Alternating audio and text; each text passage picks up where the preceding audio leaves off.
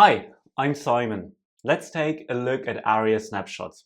They're a great tool for testing structure and content of your site. Let's imagine you're testing this site, the Playwright documentation. There's a nice banner up top with a heading and a couple links, and we want to test that these elements have the right content and they're in the right composition regarding one another. Now, there's a heading up top and these links, and if we wanted to test this, we would probably write these 4 expectations, 1 for the heading and then 3 for the links. The heading one would test that there is a heading with the right level and the right text, and the link ones would assert on the text of the links and the position of them. Now, this is very condensed, right? There's a lot of information in these 4 lines. There's the contents, there's the ordering of them, there's the different attributes like the level, and these are hard to understand because they're so dense and because it's so much code for this test. And this can be brittle, right? Imagine somebody could change the ordering of the elements, but you forgot to write this N012, and then suddenly your test doesn't break when it should, or there could be other bugs. And this is hard to understand. Now, you might think, oh, there's an easy solution. I'll just take a screenshot of the entire banner. And that will test the content of the links, that will test the structure and the composition, but it will also test the exact visuals. And this test will break once you add a bit of spacing between the elements. So this is brittle. That's the problem with screenshots. Now, ARIA Snapshots in Playwright are a new feature to help. And to understand this, let's take a look at the accessibility tree. If you open up DevTools, there's this accessibility tab here, and it gives you access to a tree, to the accessibility tree, that is a boiled down representation of the site as a screen reader would perceive it. And there's different elements in here. We can see the banner element. This is the same banner element we were testing. And inside the banner element, there's four different elements, a heading and 3 links with their accessible names.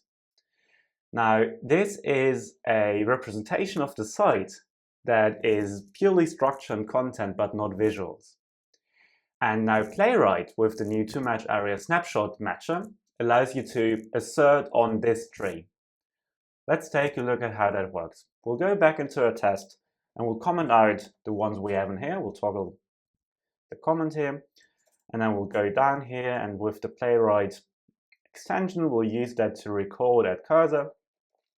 We'll open up the page, let's close this down, and we'll use this new Assert Snapshot button to generate an ARIA Snapshot assertion.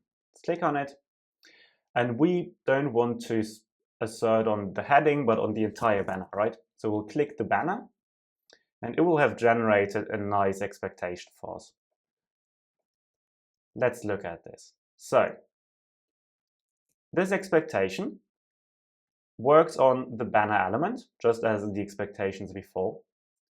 And it expects that it matches this ARIA snapshot. Now, the snapshot is a stringified representation of the tree before.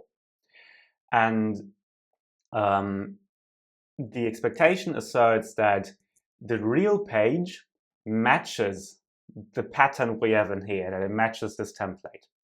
Let's look at what that means to match a pattern to match a template, because it's not an exact match, it's something more useful.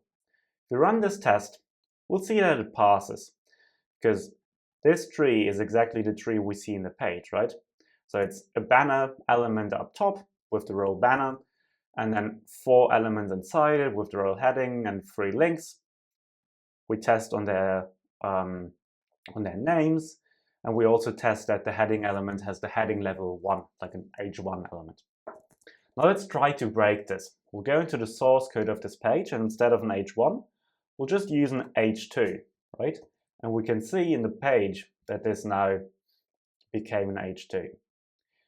Now let's run the test again, and we'll see that it breaks. And it breaks because, let's wait for it, it breaks because it expected a level 1, but it received a level 2. Now, how can we change this? There's the obvious one. we could make it a level 2 in the expectation and we're fine, right? And it passes. But maybe we really don't want to test on the heading level. We don't care about the heading level as long as it's any kind of heading. And if that's the case, we can just remove this from our tree, and it's no longer part of the assertion now. If we run it again, it will pass because it has a heading, maybe not an H1, but we don't care about the level, right? So that works. Now let's break it in a different way, maybe more obvious way. Let's change the text. So it's no longer Playwright enables reliable end-to-end testing. Let's make it Playwright enables awesome end-to-end testing, right? And we see the site changed.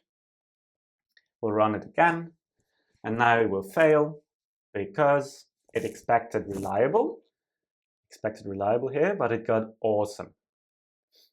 And to fix this, just maybe update the expectation.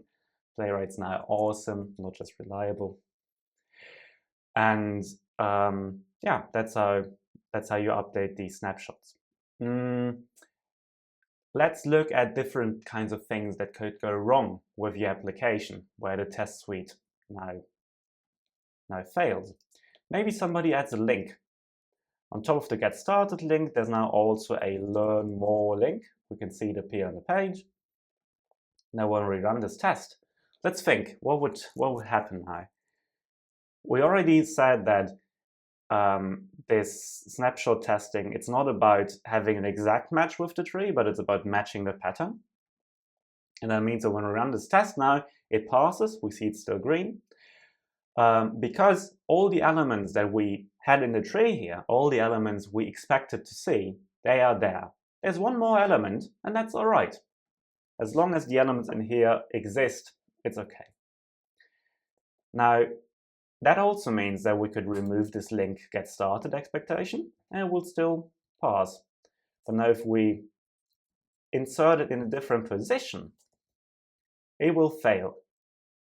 Because it's not just important that all the right elements are there, it's also important that they are within the right ordering, right? So it failed because it expected to see Star Microsoft Playwright first, but it got Get Started first. Let's change this back.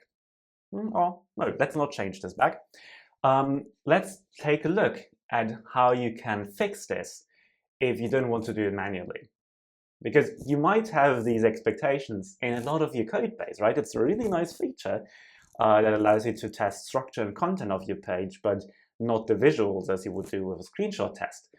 You now use this across your entire code base. What happens if you change something fundamental about your site?